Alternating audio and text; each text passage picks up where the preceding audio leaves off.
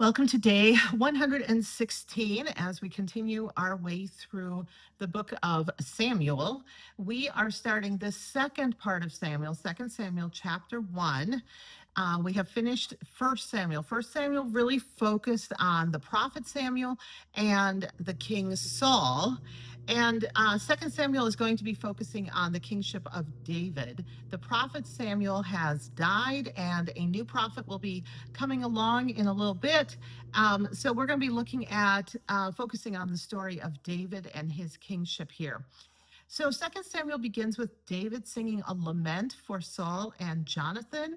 There are a couple different accounts of Saul's death. Was it a suicide, or did the Amalekite kill him upon Saul's request?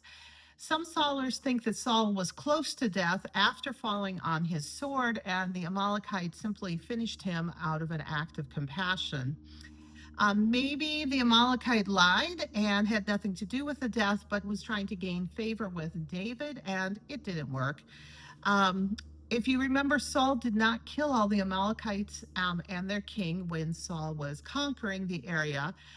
So now you could argue that in this text there is some justice that he is now killed by an Amalekite. Now, one thing to notice in this song of lament is that it is only a song of grief for Saul and Jonathan. There are no cries to God, and there are no references to the nation of Israel. So this is a very personal moment of grief for David. And again, as we're going through the Old Testament, a lot of these stories are really about role models of things we can do in our own lives or consider what not to do in our own lives.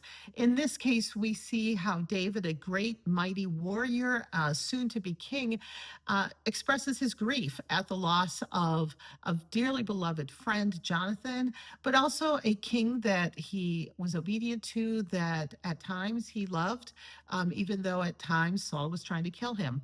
One other thing I just want to point out here is that while there are in some translations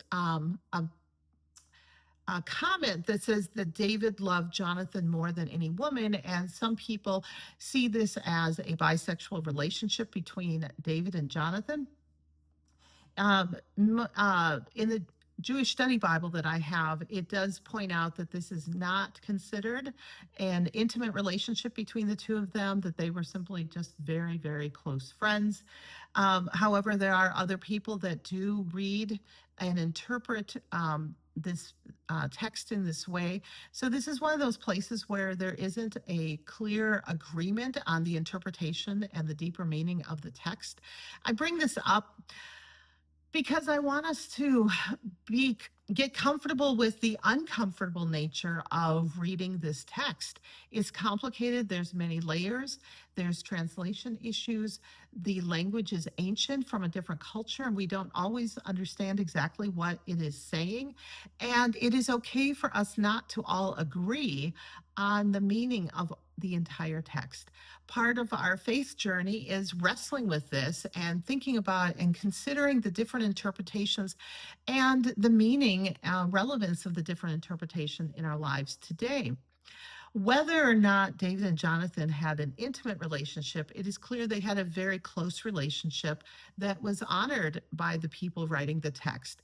And in either case, people today who have close friendships with people, those relationships can be honored. People who perhaps have a more intimate relationship, those can also be honored. So I think part of the lesson for us here is just to figure out ways that we embrace what we don't entirely know and understand, and that we can still honor people and whatever types of relationships they have around us. Psalm 140 is a prayer of deliverance from enemies.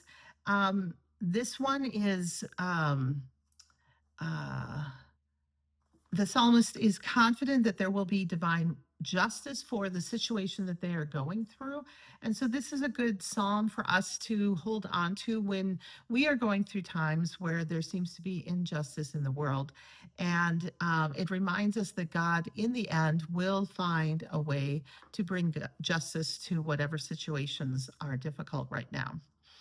In Matthew, we've got Jesus being asked why he tells stories.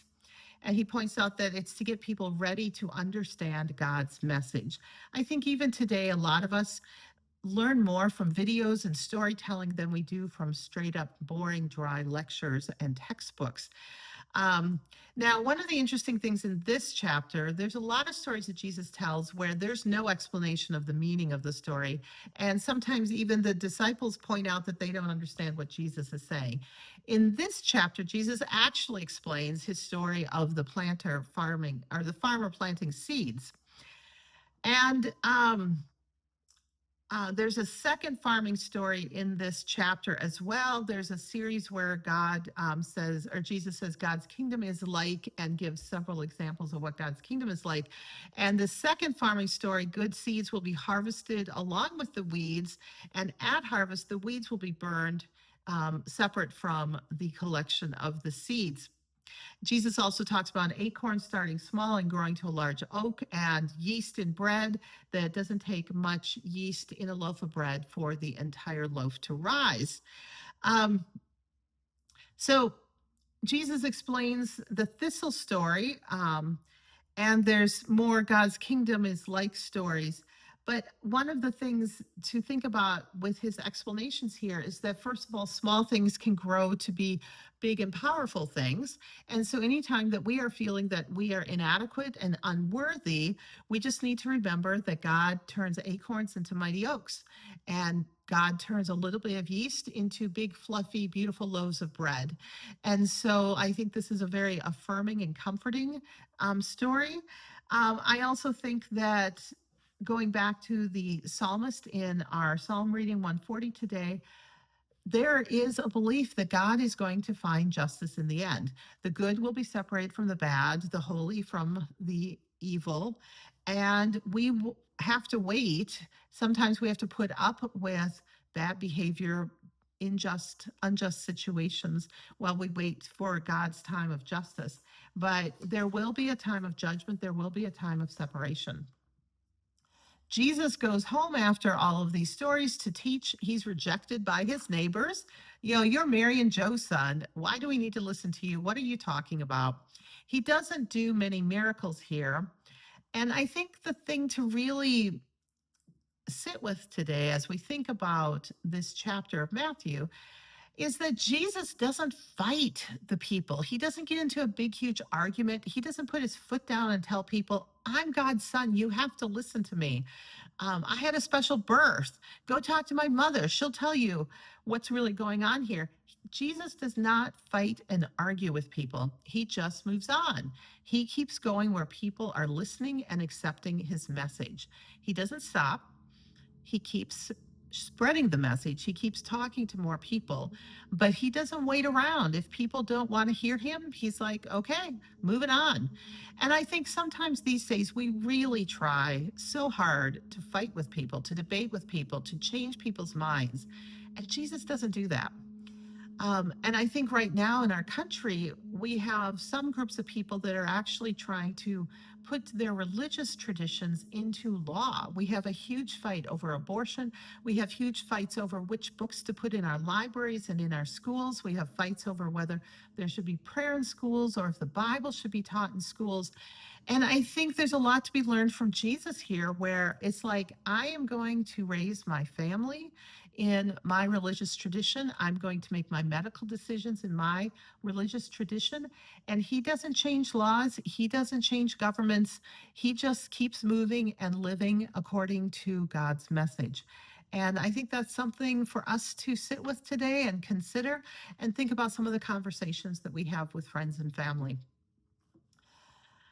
Never an easy thing as we're working through the teachings of Jesus, but I hope that you are comforted that there will be judgment and that God will make small things into big things, and see where you fit in all of those stories of Jesus today. We'll see you next time.